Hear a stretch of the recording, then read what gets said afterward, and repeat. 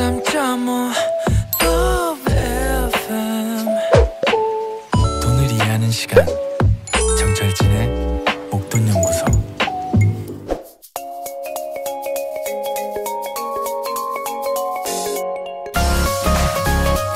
경제적인 자유를 위해 조기 은퇴를 꿈꾸는 파이어족. 자, 우리 주변의 파이어족들의 생생한 이야기를 전해듣습니다. 파이어족이 인싸되는 그날까지 파싸.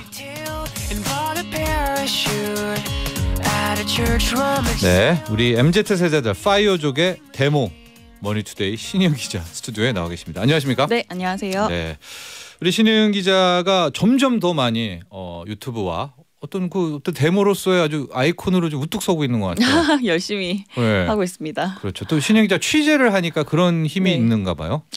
네. 뭐 아무래도 이제 많은 분들 만나 뵙고 네. 하다 보니 그 채널도 점점 성장하고 그렇죠. 좀 저도 이제 파이어족이 되는 과정에 이제 도움을 함께 받고 성장하면서 이제 시너지를 내고 있다. 맞습니다. 이렇게 생각하고 있습니다. 저는 좀 제가 보는 효과는 네. 우리가 막 듣잖아요. 네.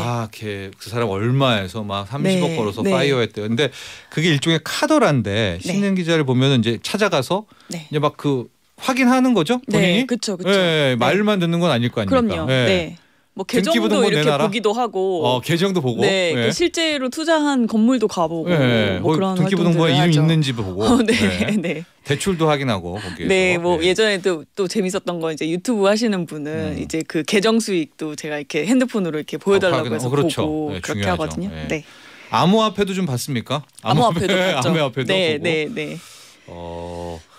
제가 들은 사례는 그 개 그림, 도지코인 말고요. 또 네. 하나 그 개 관련 그 코인이 있습니다. 네. 네, 그 시화경 관련한 그 비슷한 건데 네. 어마어마한 돈을 번 분이 아. 있더라고요. 네, 좀 그런 거 보면은 안 믿기는데 실존을 하니까. 그럼요. 예, 네. 그게 참 또 그걸 많이 본 거 아닙니까, 신영 기자는? 그렇죠. 네. 또 그러니까 실제이니까 네. 이게 또 사람들은 이제 또 이게 그 믿을 수가 없을 정도의 그 수익률이 나오니까. 맞습니다. 네. 근데 정말 다양한 방식으로 이제 경제적 자유를 이루신 분들이 정말 많거든요. 네. 네. 그렇습니다. 자, 그래서 오늘의 파이어족은 어떤 분의 어떤 사례인가요? 네, 오늘은 취준생이 원하는 직업 최상위권에 항상 랭크되는 그 직업이 공무원이죠. 네. 그래서 직업 안정성이 높고 또 공무원 연금으로 이제 은퇴 이후에 노후까지 대비할 수 있다는 점 때문에 인기가 높잖아요. 당연하죠. 네. 근데요? 근데 이제 오늘은 저축과 투자로 경제적 자유를 얻고 공무원을 조기 퇴직한 후에 이제 원하는 일을 마음껏 하면서 살고 있는 40살 세비치님의 사례를 소개해 드리려고 합니다. 그 대구에 사시는 분인데요. 네. 제가 얼마 전에 이제 직접 출장 가서 만나 뵙고 왔거든요. 그러니까 이분은 이제 그 공무원 공시죠. 합격을 한 거죠. 그렇죠. 그래서 공무원 생활을 대구에서 이제 공무원 생활 하시다가 하신 거죠. 예, 그 10년 넘게 공무원 생활 하시고 이제 40살에 은퇴하신 네. 겁니다. 지금 이제 세비치님이라고 했는데 이름이 네. 원래는 이제 김세희 님이신데 성은 이제 본인이 있으시고요. 활동명을 네. 세상의 빛과 희망 이렇게 이제 되고 싶다 이런 네. 이제 뜻을 담아서 세비치 님이라고 네. 지으셨어요. 좋습니다. 빛과 희망 네. 되시는 분이고. 네. 근데 이게 참 공무원을 네. 되기도 어렵지만 이렇게 박차고 나오는 그것도 것이 어렵잖아요. 뭐 어떤 계기 스토리가 있었을 것 같은데요. 있죠. 이제 24살에 공무원 시험에 합격하셨다고 하고요. 대구에서 뭐 이제 다양한 관광, 환경, 체육 관련 업무를 하셨는데 이제 10년 이상 일하다가 30대 중반쯤 됐을 때 네. 이 공무원이 굉장히 좋은 직업이지만 이제 매뉴얼대로 일하는 삶이 좀 지루하고 네. 좀 정체됐다는 느낌을 이제 느끼셨다고 해요. 그리고 네. 이제 자녀가 둘 있는 워킹맘인데 예. 이제 둘째 아이가 좀 몸이 아파서 이제 서울로 장거리 이제 통원 치료를 이제 받았어야 되는데 네. 이제 워킹맘 하면서 케어하기가 굉장히 어렵잖아요. 어렵죠. 네. 그래서 이제 현실적인 고민 때문에 이제 내가 경제적 자유를 얻고 이제 가정을 조금 더 돌보면서 내가 이제 꿈꾸던 어떤 투자자로서 아니면 이제 뭐 그 강사나 작가 같은 꿈이 있으셨다고 해요. 그래서 네. 그런 활동을 해보자 이런 결심을 하고 35살부터 이제 파이어족을 꿈꾸면서 이제 바로 사표 낸 건 아니죠. 아니죠. 네. 준비 기간을 거치셨다고 합니다. 네. 자, 네. 그러면은 이제 24살에 10년간 공무원 활동을 하셨고요. 네. 자녀가 2번이 돼서 이제 35살부터 출발하신 거예요. 네, 이제 그때 결심을 하고 준비를 하신 거고요. 네. 이제 5년 후에 40에 은퇴하겠다 이런 목표를 세우셨는데 네. 그 실제로는 3년 정도 됐을 때 목표를 초과 달성하셨다고 해요. 그래서 이 목표라는 게 뭐냐면 네. 이제 순자산 20억 원이고요. 네. 이제 뭐 대출을 레버리지를 이제 활용해서 투자를 하셨기 때문에 네. 총 자산 기준으로 하면 이제 50억 원 정도 되는 거죠. 자본 플러스 부채인 맞습니다. 전체 자산은 50억이 되셨고. 네네. 이제 지금은 은퇴를 하신 상태인데 네. 이제 은퇴하고 나서 이제 뭐 부동산 투자한 것에서 나오는 월세와 이제 본인이 활동하시는 것들 포함해서 월 이제 소득이 1,000만 원 가까이 되신다고 해요. 예. 그래서 이제 공무원 할 때보다 들어오는 수입이 4배에서 5배 정도 된다. 네. 이제 물론 기본급 기준이죠. 그 정도 된다. 여기서 좀 많은 의문이 합니다. 있습니다. 일단은 네. 총 자산 50억이야. 요즘에 이제 수익형 부동산에서 대출이 쉬웠었기 때문에 네, 최근 한 네, 네. 4, 5년간 가능하지만 이미 네. 이분이 순자산도 20억까지 되셨거든요. 네. 어떤 과정을 거치게 된 건가요? 이게 이제 부동산 투자로 달성하신 건데요. 네. 이제 시드머니가 없어서 네. 이제 집밖에 없으셨다고 해요. 대구에 집 한 채. 네. 그래서 이거 투자를 하기 위해서 그 집을 팔고 가족들은 이제 월세 100만 원짜리 아파트로 이사했다고 이거 하고요. 너무 극단적인 도전 아닙니까? 굉장히 적극적으로 공격적으로 이제 하신 거죠. 예. 이제 그 집을 팔아서 마련한 3억 원으로 네. 이제 그 수도권과 대구에 있는 이제 입지가 좋은 이제 신축 아파트 분양권 투자를 이제 하셨다고 합니다. 예, 예. 그래서 이제 그걸로 이제 시드를 좀 많이 불리신 거예요? 거고요. 아. 네네. 매도하신 것도 있고 네. 또 장기적으로는 이제 보유 계속 하고 계신 것도 있어요. 그래서 매도한 차익으로 또 이제 투자를 하신 게 이제 지식산업센터 두 군데에 서울에 있는 지식산업센터 두 군데에 투자하셔가지고 네. 이건 이제 은퇴 이후를 위해서 이제 꾸준히 월세 수입이 나오는 그런 수익형 자산에 투자를 하신 겁니다. 그러니까 이제 차익형 투자도 하시고 네. 수익형 투자도 병행을 하신 거예요. 네. 근데 이제 부동산 가치가 많이 올랐잖아요. 그래서 이제 그 시세 차익이 이제 자산 20억 원의 이제 대부분을 차지하는 거죠. 그러니까 흐름을 좀 간략하게 정리해 보면 어쨌든 2016, 17, 18, 19, 20, 21 그 이제 시기에 5년이 이제 뭐 부동산이 대폭등을 했기 때문에 네, 초반부에는 분양권 투자를 했었고 네. 이후에는 네. 이제 그 돈을 가지고 대출을 땡겨서 활용해서 지식산업센터 네. 두 곳에 수익형 자산을 투자를 했는데 네. 그러니까 이게 월세만을 당시 노렸겠지만은 이제 시세 차익도 시세가 이제 네, 많이 올랐다는 거의 거죠. 두세 배가 됐나 봅니다. 그래서 순자산이 20억이 됐다. 그 지식산업센터 뭐 네. 많이 광고도 많이 나오는데 어때요? 이게 요즘 시장에서 굉장히 인기가 많은 상품이고요. 이제 정부가 주택수 늘리지 못하게 하잖아요. 네. 이제 뭐 종부세 부담도 있고요. 근데 지식산업센터처럼 비주택 부분은 이제 또 그렇지 않고요. 이제 특히나 기업이 입주하는 오피스 개념이잖아요. 네. 그래서 약간 장려하는 부분이 있습니다. 기업 활동 장려하듯이. 네. 그래서 이제 대출이 80%까지 나오고요. 근데 이게 이제 주택수에 포함 안 되기 때문에 다주택자지만 종부세 걱정 없이 투자할 수 있다는 건데 네.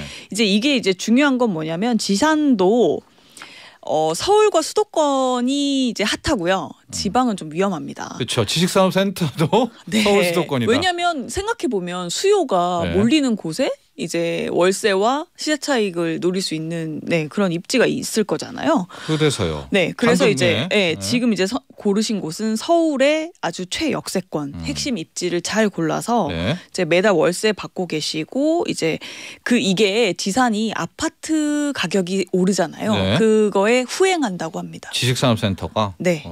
그 가격이 후행하기 때문에 이분 어느 동네예요? 이분 하신 데가 네. 이제 제가 정리를 해드리면 이제 서울권이 인기 높은데 이제 아무래도 인기가 높기 때문에 비싸겠죠. 네. 그러니까 이제 레버리지를 활용해서 투자하시는 거죠. 예. 근데 서울 내에서 문정, 성수 여기가 1군 입지라고 하고요. 네. 잠실 문정동의 그 문정이요? 네, 하고 그다음에 성수동? 네 맞습니다. 그다음에 영등포, 네. 그다음에 강서는 마곡이겠죠. 네. 네, 그쪽이 또 입지가 좋은 1.5군, 뭐 2군 이렇게 된다고 합니다. 네. 그래서 이제 세비치님이 투자하신 문정 지식산업센터 같은 경우에 이제 대출을 이제 풀로 받고 네. 실투자금 1억 원을 투자했는데요.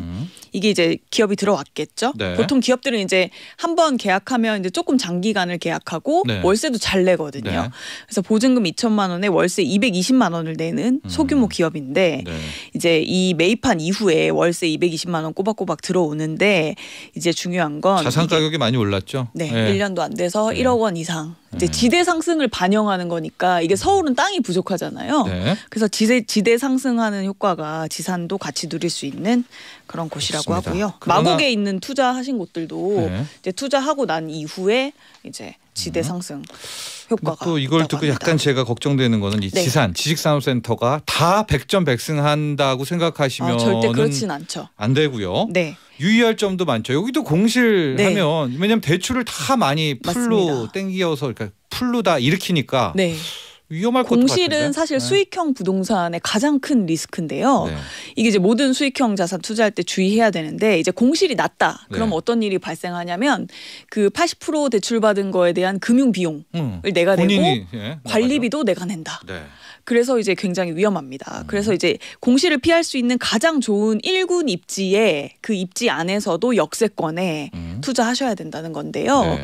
이제 입지가 좋다는 거는 이제 어떤 의미냐면 이제 기업이 출퇴근하는 직원들이 있잖아요. 네. 이 직원들이 출퇴근하기 좋은 곳이어야 합니다. 네. 그래서 버스든 지하철이든.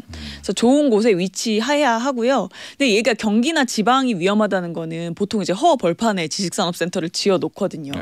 근데 그런 곳 같은 경우는 거의 굳이 입주할 필요가 없어요, 기업들이. 그렇기 때문에 이제 공급이 많거나 허 벌판에 있는 지사는 매입하시면 안 된다. 서울처럼 굉장히 이제 수요가 탄탄하고 신축이 꼭 아니어도 이제 이미 이제 세입자들이 꾸준히 이제 들어가 있는 그런 이제 공실이 적은 이제 지산을 매입하시는 게 투자금을 조금 더 들이거나 혹은 네. 대출을 받더라도 그게 더 안전하다. 네. 이렇게 보시면 될 것 같습니다. 그리고 또 하나 이제 이분 같은 경우에도 네. 시대를 잘 타고 잘 만난 것도 있습니다. 그렇죠. 네, 네, 맞습니다. 2017, 18, 예? 19, 20, 21까지의 이 시대에 네. 정말 잘 고르신 거잖아요. 그쵸. 초창기 분양권 투자 그리고 이제 이후에는, 어떻게 보면 네. 정부 규제도 잘 피해서 피해갔고요. 비주택으로 잘 전환을 하신 거죠. 예, 그러니까 대출도 뭐 80%까지 받을 그렇죠. 수 있고 이렇기 때문에 네. 마치 이 공식이 지금부터 나도 시작해야지 하면 네. 다 되는 거는 아니라는 다 거는 되는 건 예. 아니고요. 예. 이제 지상 같은 경우는 지금 굉장히 핫한 투자라서 이제 고려를 해보실 만하지만 이제 아까 말씀드렸다시피 그 서울의 1군 입지에 내가 들어갈 수 있는 충분한 시드와 네. 이제 그 입지를 볼 수 있는 이제 역량이 그렇죠. 있는지 그런 게 그렇게 되면 중요합니다. 이미 많이 올랐기 때문에 네. 오히려 수익률은 임대 수익률은 조금 떨어지겠죠. 시세 차익을 조금 네. 이제 덜 받을 수도 그렇죠. 있고요. 그러면 이제 내가 월세가 잘 나오는 데를 갈 거냐, 그래도 조금 시세 차익을 노릴 수 있는 신축에 갈 거냐, 그런 것도 좀 나뉜다고 하니까 살펴보셔야 될 것 같습니다. 중요한 건 이 세비치님의 이분의 어떤 자세 같은 걸 것 같아요. 그렇죠? 이렇게 맞습니다. 목표 세우고 도전하고 네. 지금도 계속 또 활동을 하신다면서요? 그 리스크가 있잖아요. 아무래도 많죠. 변수는 많으니까요. 그래서 이분은 어떻게 하시냐면 이런 투자를 해놓고 이 노하우를 또 활용해서 유튜브 블로그 하시고요. 강사 같은 활동도 조금씩 하시고 네. 책도 쓰고 하면서 다른 수익을 또 창출하는 겁니다. 그러니까 그때 파이어족은 파이프라인이 중요하잖아요. 그러니까 내가 하나에서 조금 힘들어지더라도 다른 걸로 또 메울 수 있거든요. 그런 식으로 하셔서 이제 전반적인 내 라이프 스타일에 리스크 관리한다. 네. 이렇게 보시면 될 것 같아요. 공무원 연금이 더 네. 더 공무원 연금이 좋은 단계 아니냐? 요즘에 지금 은퇴한 분들에 비해서 이제 공무원이 되신 분들은 한 50% 정도 줄었다고 해요, 연금이. 예. 그래서 사실은 이제 세비치님도 말씀하시는데 후회는 충분한 은퇴 자금이 되지는 못한다. 그렇기 때문에 나는 후회가 없다. 이렇게 말씀하시더라고요. 여기까지 하겠습니다. 네. 파이어족이 인싸되는 그날까지 파싸 머니투데이 신현 기자였습니다. 감사합니다. 네, 감사합니다. 나도 부자 되고 싶어서 라디오를 켰어. 정확하고 철저한 정철진의 목돈 연구소.